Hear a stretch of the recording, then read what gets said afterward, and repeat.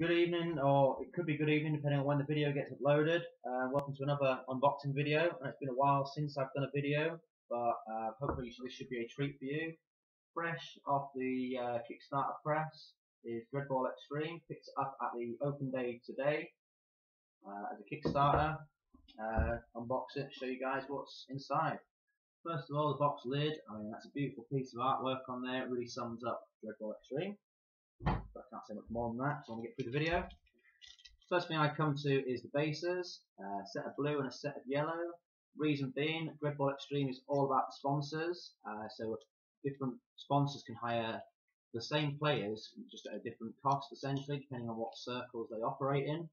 So you can have the convicts working for Blaine, for instance, as well as the governor, so this is just an easy way to distinguish which team they are playing for.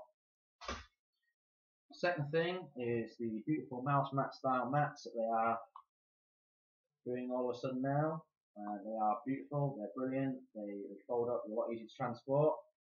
A Dreadball Xtreme pitch is square rather than the usual pitch we see on Dreadball. Put that to one side. The rulebook, a 64-page rulebook with some beautiful art explaining the full rules. You do not need Dreadball Original to play Dreadball Xtreme. The entire rules are in here. It is a standalone game and it is looking nice. A little 3-page recap of the rules on the back page as well. Okay, so that's the rulebook and the thing. We've got a handful of counters. I'm not going to go into the counters. They're all quite thick cardboard stock. Nothing more exciting than counters, I'm afraid. You have a deck of cards, which is actually 2 decks of cards.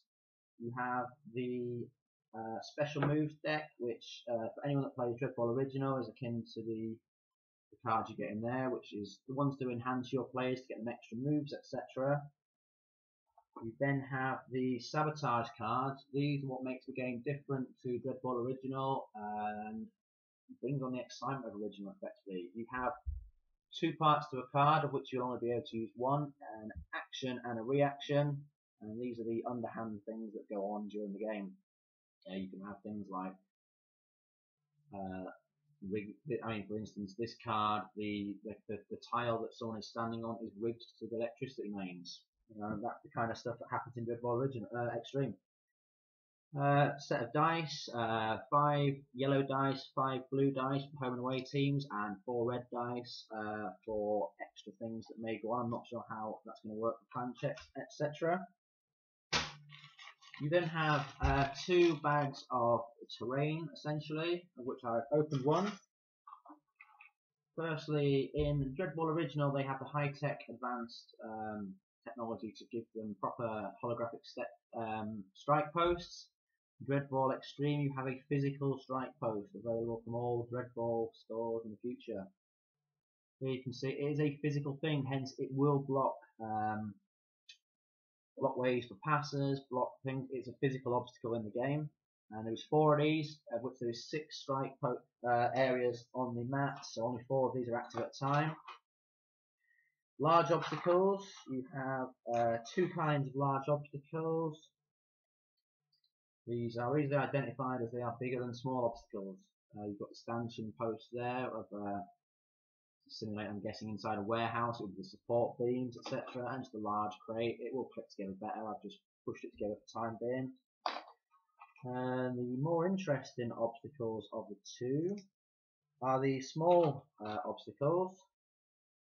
Not quite sure how to get it right, but a small obstacle of which has a lid.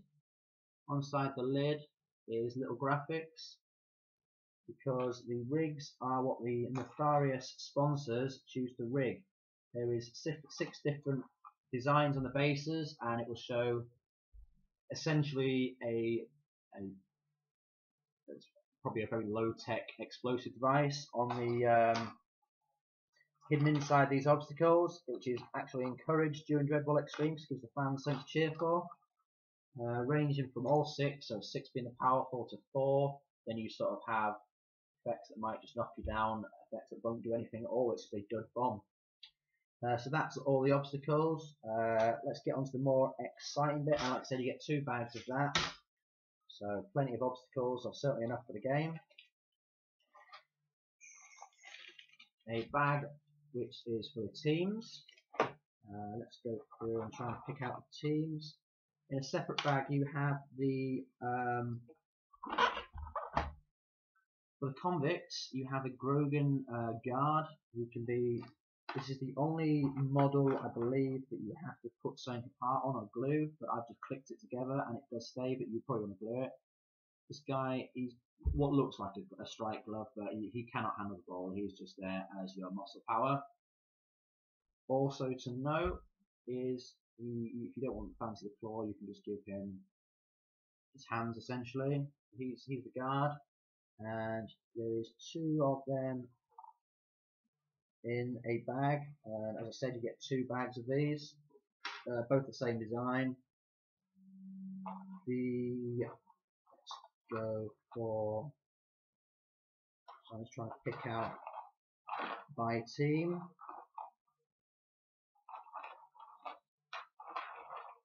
We have a couple of convict strikers, 1 male, 1 female, but there's a few more in there. I just don't want to pick through. I think there's about 4 different strikers, or 4, probably 2 of each sculpt. I'd say 2 bags of them, so you're getting plenty of strikers.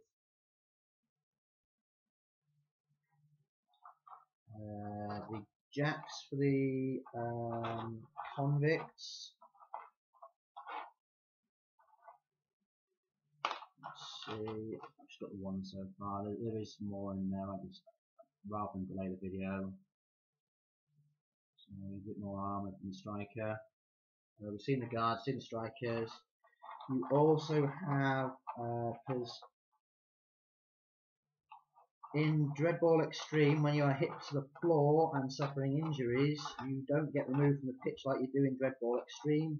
You will lie there bleeding out effectively, either getting worse or getting better.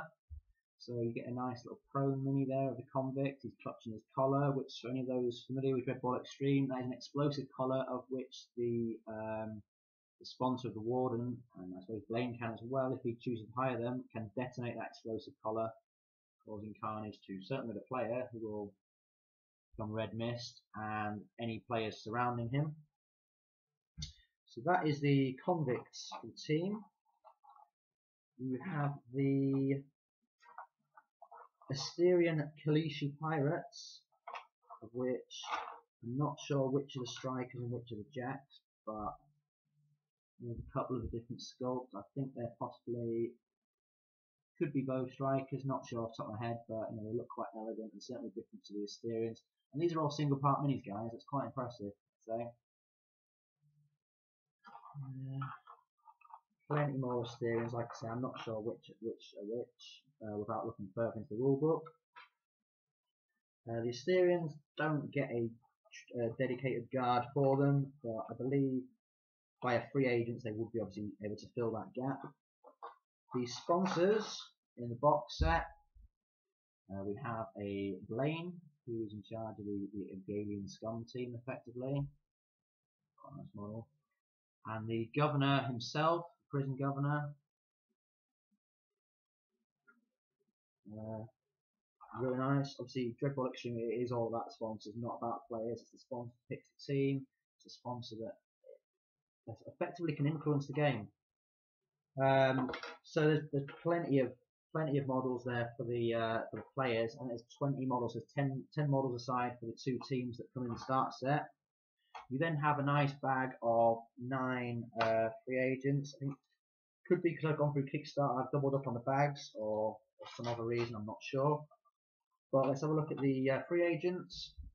You have a Husk Ravager or a Rampager, I'm not sure on the correct one. He's obviously a guard. He's not picking up the ball, but if he runs into, he's going to probably cause you some damage. Nice thick model there. Probably my favourite actually of the lot, a Nameless Bloodsucker. If I just hold his hand, you can see this is a single part model. I mean, that's quite a lot going on in that model. Still the Cthulhu theme on the Nameless Tentacles. A Veloxorian, or a Spinipede essentially. As well, it'll roll into a ball and roll down the pitch, to sprint further than any other player, but it can only turn once, right? Does it? So you can get a lot of distance, but not under as much control as you think you can. Avalon Tree Beast, I think. Model, it's got, I know it's a large tongue, of which it has a special rule for using said tongue. Couple of Z's in there, whether or not they'll be not used as the previous Z's in the Dreadball original, but there's a couple of Z models there, because they will do anything. Two different Giatari drones, so you have I'm going to guess and say that's the guard one, because he's a bit bulkier.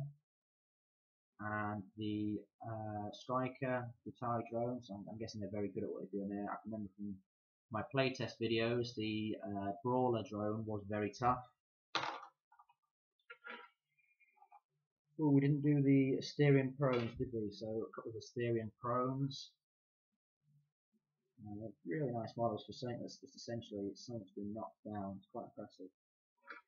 And the last of the free agents is the Indige Reaver. The only time we've seen an Indige is Atio Adisi from the Azure Forest box, or in Dreadball certainly. I mean, we see him in Dead Zone. A couple of Dreadballs as well, naturally. Standard Dreadballs, just like in the previous game. And still got some more open bags of that. I believe on the box it says over 30 miniatures. That's because there is 29, 30, 31, so they're not lying, I suppose. Yeah, a great box set. I hope that's still what's in the box.